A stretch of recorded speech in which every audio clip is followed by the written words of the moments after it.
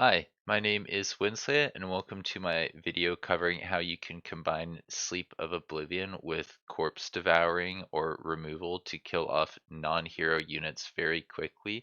I saw this in action against some tier 4 units, and I was just testing it. It actually does work on T5 units, which is pretty handy. It's, I think, something that some people will ban from their multiplayer games because it seems like you're just skipping a unit that otherwise you would have to like chip off some damage and take a dice roll to try and remove quickly. I think there's an assassinate thing that checks the amount of health a unit has left, but this just says after 2 turns, a unit will come back with their hit points and they're inflicted with insanity when they do that.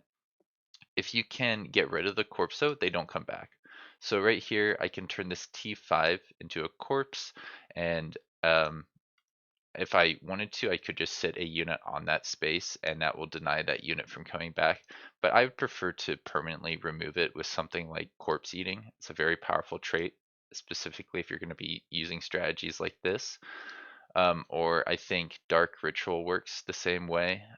Pretty sure his dark ritual would devour the corpse or destroy the corpse, and then the necromancer also has a ability. Corpse eating would work, but I think also raise undead, non-undead corpses would be raised as a devouring zombie, can allow you to get rid of units that way. I saw somebody use spur of action on a necromancer to get them into position to actually do that. Yesterday in a multiplayer, we had Amygdala facing off against Nurgle's Herald and Badak, and yeah, Nurgle's Herald and Badak were using this strategy to basically circumvent a very powerful army. If we look here on Discord, we can see that Amygdala on the left has slightly less army power than the combined forces of Badak and Nurgle's Herald, but that doesn't mean that we should get results like what we see here, where um, Badak and Nurgle's Herald only lose a single unit against all of these amazing units, especially when you look at the hero levels and the gear that they had on these heroes.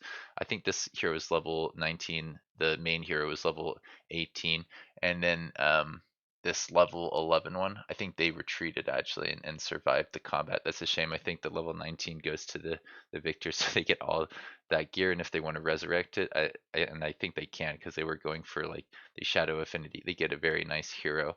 But yeah, they were just basically able to come into the fight and say, those tier fours that you have that are really scary, I'm gonna I'm gonna turn them into a corpse and then devour them, making the fight almost trivial. Now, if we go back to this combat and look at my leader, we can see that I can use overchannel to make it so that I can get access to that spell again. I can go over here now and use another Sleep of Oblivion to help take out another unit.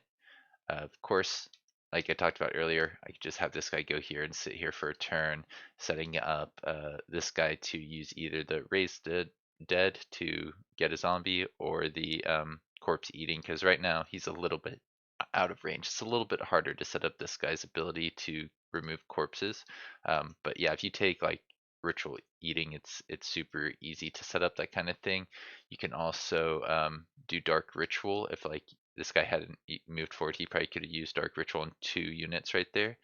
Pretty efficient way to get rid of higher tier units if they're clustered together. It kind of encourages you to spread out your units even more.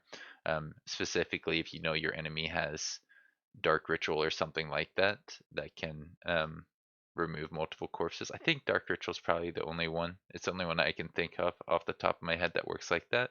And then another important side note is if you're um, playing with another player as an ally, if that can help you out in the fight, you can use Sleep of Oblivion, then they can use Sleep of Oblivion, and if you both have Overchannel, you can actually use Sleep of Oblivion essentially 4 times on one fight, in one turn on one fight.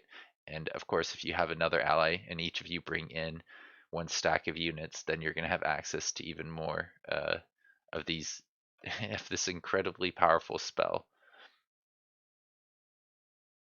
Now, I've been thinking a lot about this skill, and I think one possible solution you could try is to make it so that the Sleep of Oblivion doesn't leave a corpse or doesn't make it so it says here lies the unit because it works with all of the corpse abilities. And I think if you made it apply a debuff like stun or frozen, actually kept the unit on the field, then a lot of these really cheesy interactions all of a sudden disappear, and that skill is not nearly as useful. I think having the ability to actually walk over a place where a unit was is really good for getting to the back line of units and attacking things that are ranged. This gremlin is their like most range unit. He has a ranged attack as well as melee. So it wouldn't make a lot of sense to bypass the front line in this fight. But if there were some battle mages or some archers that you wanted to get to in the back line, creating up some space with this type of spell, I think, is really interesting. And this is a spell that's coming from a tier 4 tome, so it should be relatively good. And given that the Shadow Affinity has a lot to do with necromancy and bringing back units from the dead, it makes sense that this spell, the Sleep of Oblivion, would have some interaction with the corpse things that you get from like the necromancer or from Dark Ritual. But it's just a little bit too good as is. And I don't know if you need to turn it into a debuff, kind of like stun or frozen.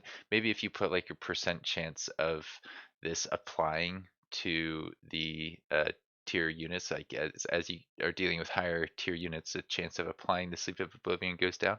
I think that could maybe balance it and make it a little bit more fair. As I mentioned earlier, I think it's very important to keep this discussion in context. This is a spell coming from a tier 4 tome, and those tier 4 tomes are supposed to make your empire a lot better than they used to be. For example, you get access to a really nice unit here, but I don't want to focus on that too much. I want to focus on comparing this tier 4 tome's debuff spell to other debuff spells. Let's take a look at the tome of the Golden Realm, for example.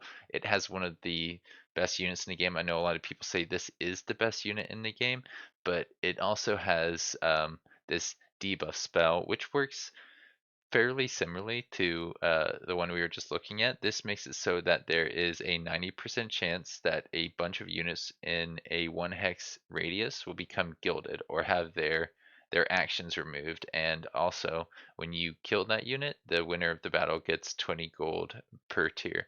So the fact that this is percentage based, I think means that it would make more sense for the other one, the other debuff spell, the Tome of Oblivion or the Sleep of Oblivion spell, to have some kind of percent based thing. I think even 90% for all units would be fair, as long as it's not 100% of the time. Now, I'm pretty sure this guy has a debuff spell as well. It's something that can change something into a lower tier, or it can stun. That is essentially a debuff. So it's almost as good as removing something when you can devolve it into something that's like doesn't fit the um, the type of army that the army was supposed to be. But I think that only works on.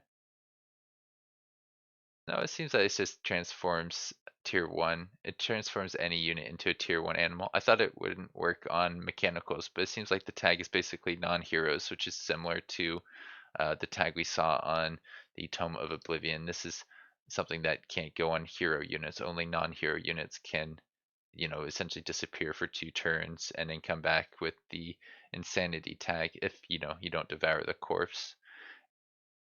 Now, we could take a look at every last one of these tier 4 tomes to see if they have a debuff spell, but I did notice this one didn't seem to have anything that worked quite like Sleep of Oblivion. Like this improves your units when something dies, and this makes it so you get some gremlins for sieging. This is a lot of damage across a lot of units. Well, it's a little bit of damage across a lot of units, and if the enemy doesn't have a way to regenerate, then this can really help out with getting damage going.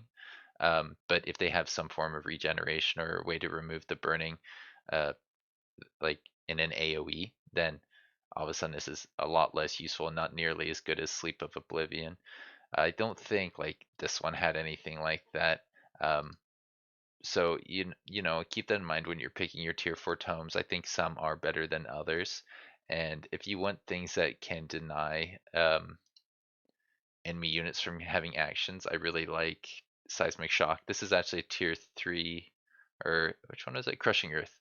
This is actually a tier 3 tome that works similarly to the Sleep of Oblivion, where you can like instantly kill a unit, but this has to be a tier 3 or lower. I think because this is a tier 3 tome, they wanted to make it not quite on the same level as the tier 4 tome spells, but I don't know, something about the fact that you can go all the way up to mythic units, you can instantly kill tier 4s and tier 5s with Sleep of Oblivion seems a little bit too good in my opinion, but I don't know. I could be wrong. I'd love to get your thoughts on the matter in the comments below. I'll see you around. Have a good one.